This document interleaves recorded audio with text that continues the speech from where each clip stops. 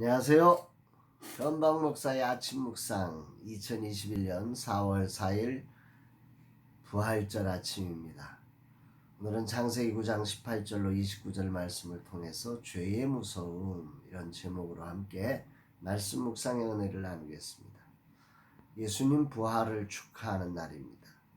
죄와 사망의 권세를 이기시고 승리하신 이 놀라운 기쁨의 날, 그 승리가 오늘 우리의 믿는 모든 자들에게 전달되어지는 이 축복의 통로를 열으신 귀한 날, 모든 영광을 주님께 올려드리며 그 영광의 거룩한 예배를 하나님 앞에 드리는 날입니다. 오늘은 어떤 말씀으로 부활절 복된 예배의 날을 축복하실까? 본문에는 방주를 통한 구원을 받고 새롭게 시작하는 노아 가족들의 이야기가 계속해서 기록되고 있습니다.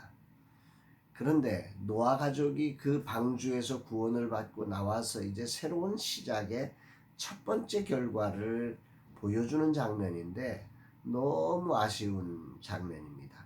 20절로 21절 말씀, 노아가 농사를 시작하여 포도나무를 심었더니 포도주를 마시고 취하여 그 장막 안에서 발가벗은지라. 상상력을 동원해서 노아 시대로 가봅시다.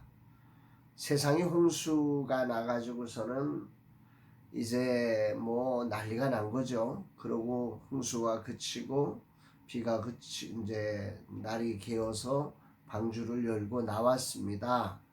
나왔을 때의 그 세상은 어떠했을까요? 난리가 났겠죠. 여기 있던 짐이 저기 가 있고 아무튼 난리도 아니었을 것입니다. 온통 쓰레기 천지일 것이고, 그런 심판의 흔적들을 보면서 무슨 생각이 날까요? 죄가 얼마나 무서운지, 다시는 이런 심판을 받지 말아야 된다고 하는 경계심. 그래서 오죽하면 하나님께서 내가 다시 이렇게 홍수로 심판을 내리지 않으리라고 우리 하나님이 말씀하셨겠습니까? 그런 느낌으로 이 죄라고 하는 게 얼마나 무서운지를 분명히 알았을 거 아니겠습니까? 그런 가운데 이제 하나하나 짐을 치우고 개간을 하고 농사를 이제 지어서 얼마나 힘들었겠어요. 그런 힘겨움 때문인지, 인간의 죄로 인한 망각 때문인지 당대의 완전한 자로 있던 노아가 아무도 없는 세상에 첫 번째 농사를 짓고 새로운 출발, 첫 결실을 맺으면서 자신을 그 첫 결실의 취함을 자신의 육체의 취함으로 바꿔버린 것입니다. 누가 보아도 이 순간 당연히 하나님께 감사의 제단을 쌓고 새로운 세상을 시작하도록 하신 하나님의 뜻을 새롭게 다짐하며 시작해야 될 시점 아닙니까? 그런데 이 자리에서 다른 사람도 아니고 당대 의인이라고 일컬어졌던 노아가 포도주에 취하여 장막 안에서 벌거벗고 있었다. 참으로 놀라운 일입니다. 하나님을 향한 감사의 제사를 놓친 것이 이게 얼마나 안타까운지 모릅니다. 왜 그랬을까요? 내가 수고했고, 내가 열심히 살았고, 내가 이래서 지금 새로운 이런 세계를 열었어 하는 스스로의 만족감, 교만함, 이런 것들에 취해버린 거 아닐까요? 이 순간에 얼마나 하나님이 안타까우셨을까요? 당대 의인으로 하나님의 은혜를 입고 새로운 시대를 여는 사명을 맡은 자가 한순간에 넘어져 버린 것입니다. 이게 큰 울림으로 다가옵니다. 노아의 방주가 완전한 구원을 이룰 수 없었음을, 예수 그리스도의 진정한 구원이 필요한 인생의 한계를 분명하게 드러내주는 사건이기는 하지만 너무너무 안타깝고 너무 놀라운 사실입니다. 성경은 노아의 이런 모습을 통해서 노아의 방주가 아닌 예수 그리스도의 십자가 부활을 통한 진정한 구원이 우리 인생들에게 필요하다는 사실을 분명하게 전달해주고 있는 거죠. 의인은 없나니 하나도 없다 하는 이 성경의 고백을 당대의 의인이라고 일컬어지는 노아를 통해서 증명해내시는 거죠. 그러면서 이런 한순간의 일탈이 이 가정에 씻을 수 없는 아픔을 가져왔음을 성경은 말씀하면서 죄가 얼마나 무서운지를 드러내고 있습니다. 22절 23절입니다. 가나안의 아버지 함이 그의 아버지의 하체를 보고 밖으로 나가서 그의 두 형제에게 알림해 셈과 야벳이 옷을 가져다가 자기들의 어깨에 메고 뒷걸음쳐 들어가서 그들의 아버지의 하체를 덮었으며 그들이 얼굴을 돌이키고 그들의 아버지의 하체를 보지 아니하였더라.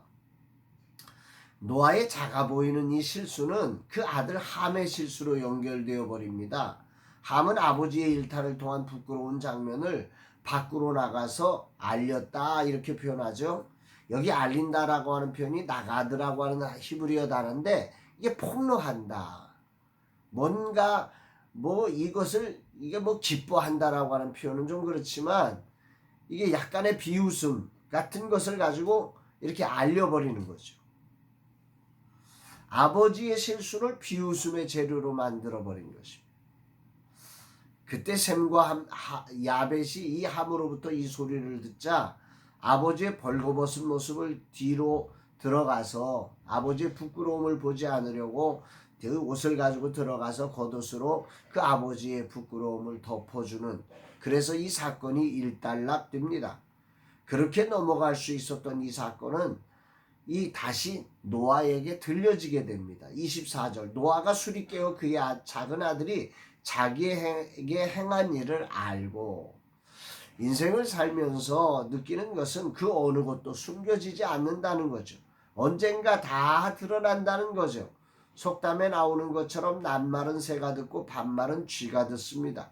함의 공포, 함이 그 아버지의 실수를 외쳐버린 이 사건은 숨겨지지 않고 결국은 노아의 귀까지 들어온 것입니다. 그리고 이 사건은 함의 자손 가나안의 저주로 연결되었고 셈과 야벳의 축복으로 연결됩니다. 이 말씀을 묵상하면서 당대의 노아도 이런 실수를 할 수 있음을 보고 죄라고 하는 것이 얼마나 교묘하며 누구에게도 예외가 없이 넘어뜨릴 수 있는 무서운 것임을 다시 한번 확인하게 됩니다. 한 번 이겼다고 다음에 이기는 게 아닙니다. 노아가 600년 동안 정말 하나님과 동행하면서 그 새로운 시대를 열었지만 그 한순간에 이렇게 넘어질 수 있는 게 인간이라는 존재이죠. 그러므로 우리가 예배의 기회를 놓친다는 게 얼마나 심각한 위기일 수 있는지 당대의 노아를 통해서 우리는 깨닫게 되는 것입니다.